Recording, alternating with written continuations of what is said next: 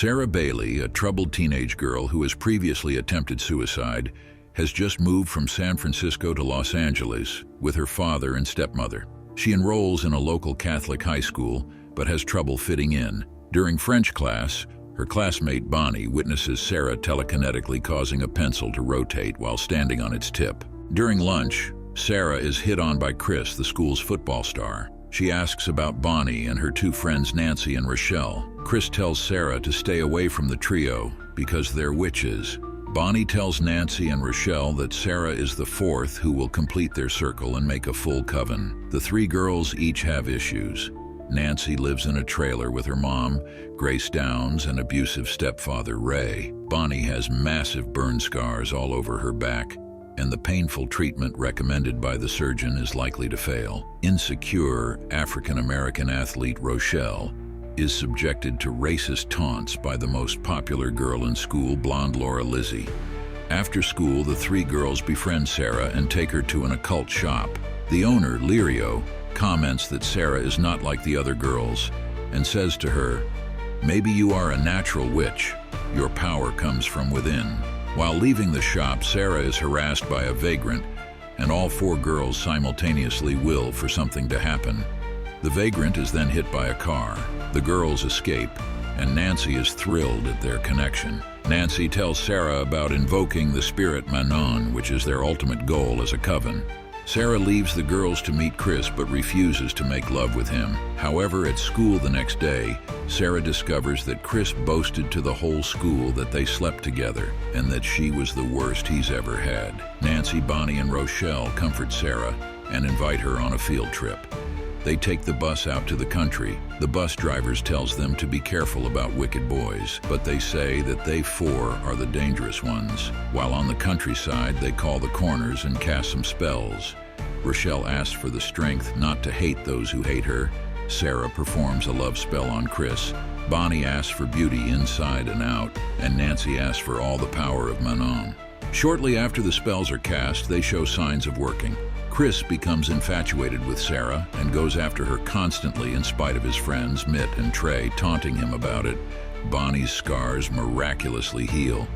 And the next time Laura bullies Rochelle, Laura's hair begins falling out. At home, Nancy causes the microwave and all light bulbs to explode, and Ray suffers a massive heart attack and dies. Then Nancy and her mother are told by the insurance man that they have inherited $175,000 from an insurance policy, and they feel overjoyed about it. Nancy and her mother move into a posh high-rise where the girls meet one night and learn disguise-changing magic. Nancy's mother looks confused and dazzled. She has bought a weird-colored sofa and a jukebox with only songs by Connie Francis. The four friends lock themselves in Nancy's room, ignoring Nancy's mother, who is left empty and ignored, just as she felt before cashing in on the insurance money. The girls go to Lirio's shop again, where Nancy finds a book about invoking the spirit. Later that night, the girls go to the beach and form a circle, calling on Manon. At the culmination of the spell, Nancy is struck by lightning. The next day, the rest of the girls witness Nancy walking on the water, and from this point on, Nancy's powers have increased.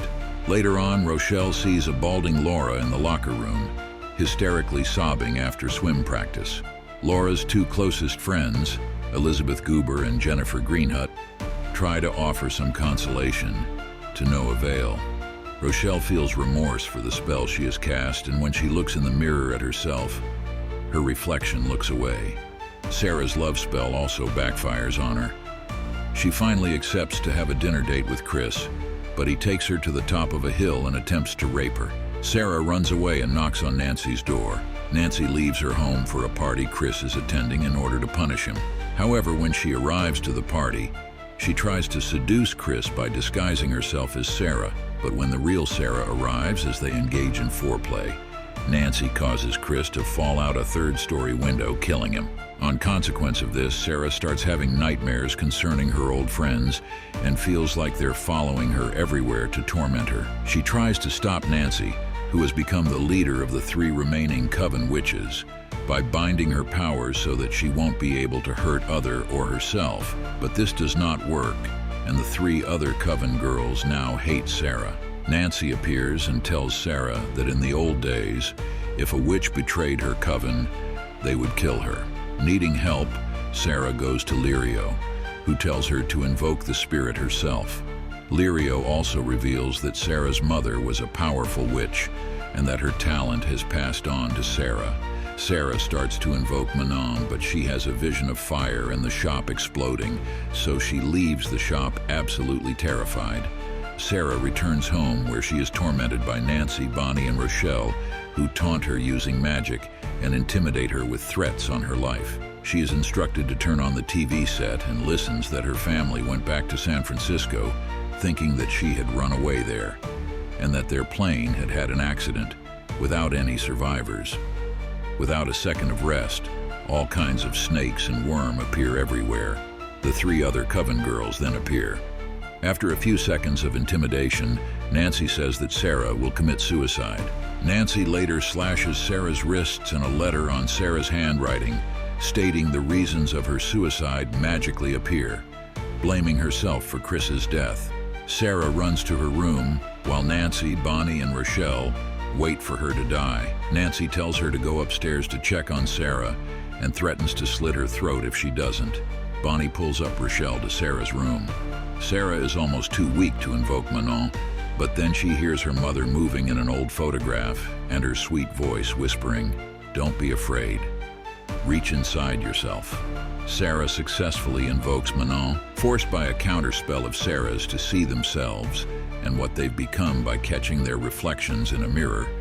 Bonnie's face horribly scarred and Rochelle's hair falling out. Bonnie and Rochelle flee, leaving only Nancy and Sarah at home. Nancy and Sarah have a showdown in which Nancy is ultimately defeated by Sarah as she bends Nancy's power to prevent her from doing any more harm. In the end, Nancy has been sent to a psychiatric hospital, and Bonnie and Rochelle lose any powers they had. They go to see Sarah and half-mockingly tell her not to be angry with them, because when Sarah was made to believe that her family had died, it was just an illusion. Sarah's father is packing everything in his car to move out of LA. The two girls ask Sarah if she still has any powers, and when she shows no interest in continuing a friendship with the two girls who tried to kill her, they make fun of her as they leave, saying, "She probably doesn't have powers anyway." On hearing this, Sarah makes a bolt of lightning strike, causing a tree branch to fall, nearly crushing the two girls, revealing that she still has powers. As they stare back at her in shock, Sarah warns them, "Be careful, you don't want to end up like Nancy," and smiles. The scene cuts to a bird's eye view of Nancy's room in the psychiatric hospital. She is screaming like a maniac, telling the nurse, "He gave me powers. I can fly, I'm flying, I'm flying, I'm flying."